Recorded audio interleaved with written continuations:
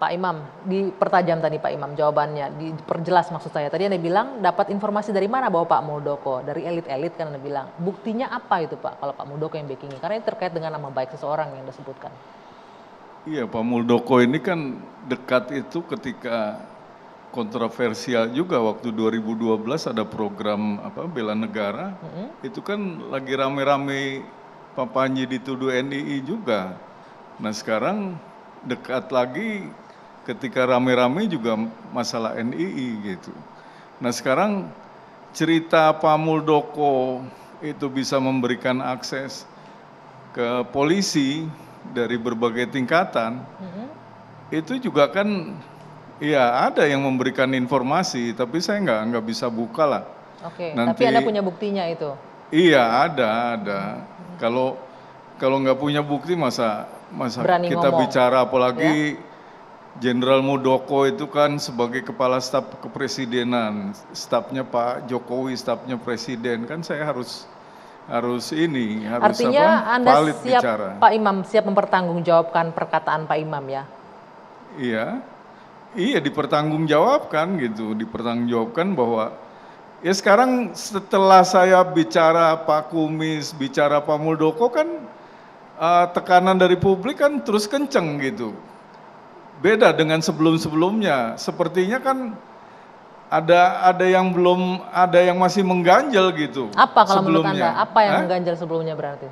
Iya berarti kan memang selama ini ada image bahwa Al-Zaitun backingnya kuat gitu, backingnya para bintang gitu. Oke, jadi ini terbuka gitu. sekarang menurut Iya Anda? baru terbuka sekarang. Oke, baik. Orang semakin berani gitu. Oke, kita akan lanjutkan perbincangan tapi nanti karena saya masih akan menghadirkan rekaman percakapan saya dengan Jenderal Purnawirawan Muldoko berikut ini. Saya lanjutkan kembali Pak Mul. Tadi kan Anda sempat nanya, backing itu apa yang support gitu kan? Bentuknya apa? Dukungan dan lain-lain melindungi gitu. Nah ini masih menyambung pernyataan. Ada pihak, ini pasti akan mengganggu nanti nih Pak. Ketika pernyataan itu keluar dan dikonsumsi publik yang menyebutkan Pak Mul ini diduga memberikan akses kepada pimpinan Pondok Pesantren Al-Zaitun, Panji Gumilang, untuk mendapatkan bantuan hukum. Akses ke Polres, Polda, Mabes Polri, tinggal telepon katanya begitu Pak. Anda menanggapi ini atau Pak? Mau nyebutin namanya nggak tuh orang? Dia sudah menyampaikan, Imam Suprianto, ya, mungkin dari pendiri Yayasan Pesantren Indonesia. Saya pikir dia salah minum obat tuh ngomongnya itu. Ya, itu. Dasarnya dari mana? Ngomong itu kan mesti dipikirkan dasar dari mana, informasinya valid atau tidak, terus pernah konfirmasi ke saya atau tidak, gitu. Jadi Tidak benar apa yang saya berikan kepada mereka? Nggak ada itu.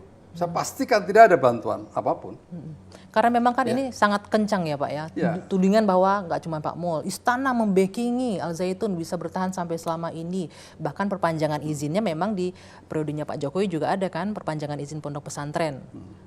Bagaimana pemerintah menjelaskan kalau memang ada yang salah silahkan diproses, tidak ada yang melindungi di sini? Ya ada yang melindungi dari awal saya katakan. Kalau ada penyimpangan sesuai dengan pandangan negara, state vision saya bilang sama Pak Panji Gumilang, saya akan beresin dulu. Yang pertama. Anda menyampaikan itu ke Panji Gumilang? Saya telepon dia. Oke, itu kapan Pak Mul? Baru-baru ini. Responnya gimana? Responnya gimana Panji? Itu baru jenderal yang berbicara seperti itu. Saya katakan, saya sangat tegas sikap saya. Sikap kenegaraan saya sangat tegas. Apalagi berkaitan dengan keutuhan NKRI. No way. Dan tidak bisa dinegosiasikan. Tidak bisa ditawar-menawar di situ ya. Itu udah pandangan saya sangat tegas itu. Sikap Anda sangat tegas untuk keutuhan NKRI. Tapi kita tahu nih apa yang terlihat di sosial media, apa yang dilakukan oleh Panji Gumilang menimbulkan keresahan di masyarakat, menimbulkan gesekan, bahkan ada sampai indikasi penistaan agama.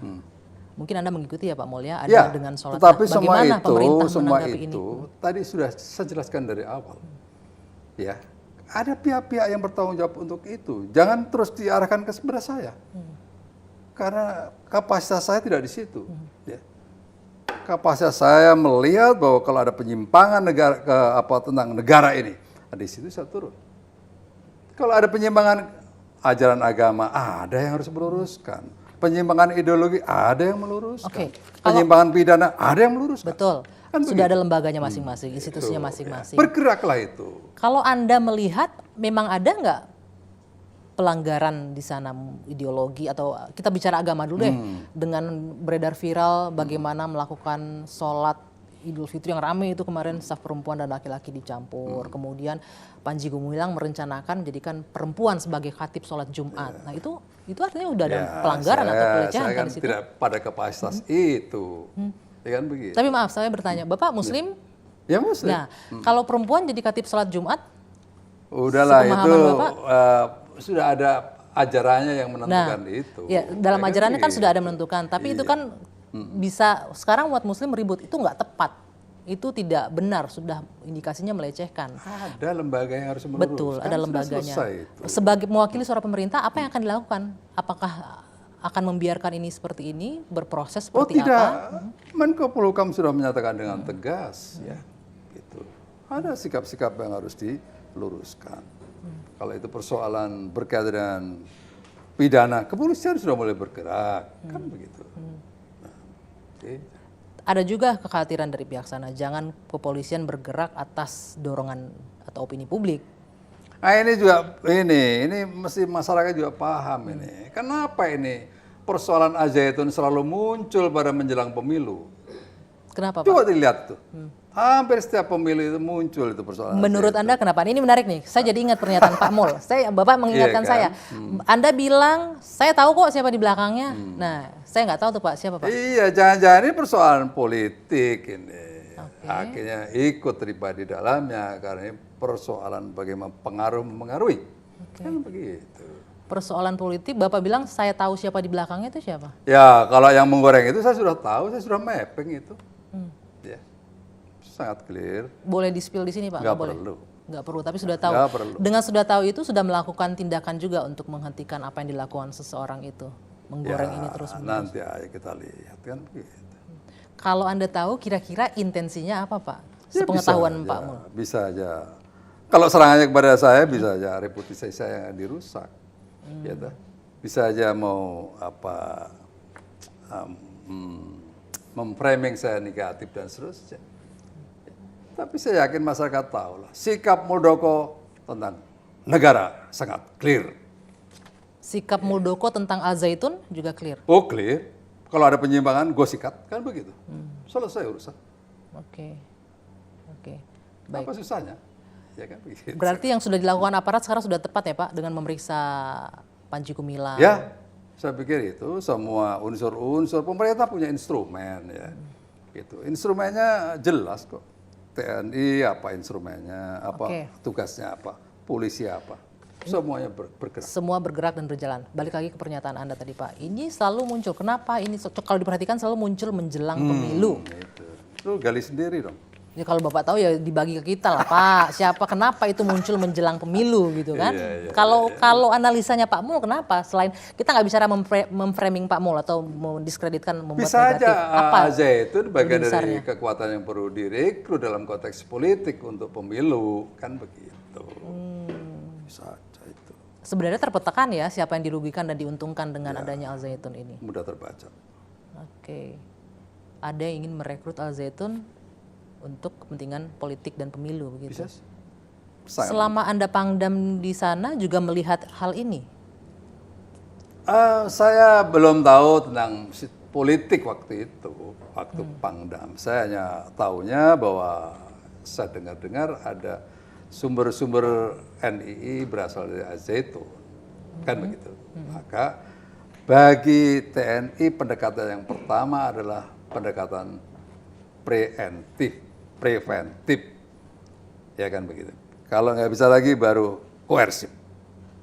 Begitu, ada langkah-langkahnya. Maka pendekatan yang harus saya lakukan pertama adalah bagaimana bisa masuk ke sana dan bisa membawa misi persoalan kebangsaan itu menjadi yang diajarkan dengan baik di sana. Itu.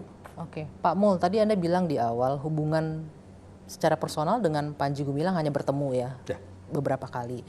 Dengan kasus ini mulai ramai, Tadi Anda bilang sempat komunikasi baru-baru ini. Apa aja yang Anda sampaikan Pak Ya, Mul? saya bilangin waktu itu. Ini karena teman dari TV One ingin masuk ke dalam. Pak Panji, ini TV One ingin masuk ke dalam. Saran saya beri akses biar mereka tahu apa yang terjadi di sana. Waktu itu beliau nggak mau nerima. Dan Pak Panji, saya tadi katakan, kalau terjadi sesuatu penyimpangan-penyimpangan yang berkaitan dengan negara, saya orang pertama yang beresin. Pak Panji bilang jawabannya. Itu baru jawaban jenderal seperti itu. Hanya sebatas itu ya komunikasinya ketika Dan itu ada teman-teman dari TV One. Betul, kami ingat ada tim fakta yang waktu itu sempat wawancara Anda juga. Oke. Nah, setelah itu tidak ada komunikasi sekali dengan Al Zaitun. Nggak ada.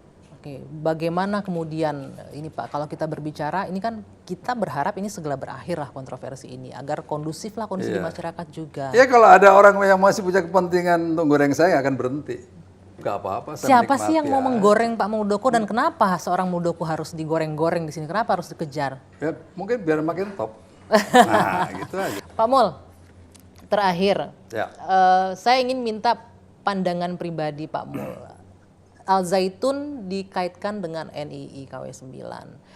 Mungkin Anda juga sudah melihat di media bagaimana mantan-mantan santri yang menyebutkan bagaimana mereka dulu didoktrin sampai harus merampok untuk mengumpulkan dana operasional pesantren dan lain-lain. Apakah itu tidak terdeteksi oleh Anda pada saat jadi Panglima, dan sekarang apakah informasi ini juga nggak masuk ke pemerintah? Oh ada informasi-informasi kan tetap ada, ya kan begitu. Tetapi kan sekali lagi bahwa negara itu punya instrumen, Betul. instrumen itulah yang harus bergerak. Tapi nunggu 35 tahun berarti instrumennya nggak jalan-jalan dong? Lihat. Nunggu 35 tahun loh ini Makanya rame tadi terus. itu. Kenapa persoalan aja itu tuh selalu timbul, ntar mau pemilu, ntar tenang lagi, mau pemilu semuanya pada ribut, ya.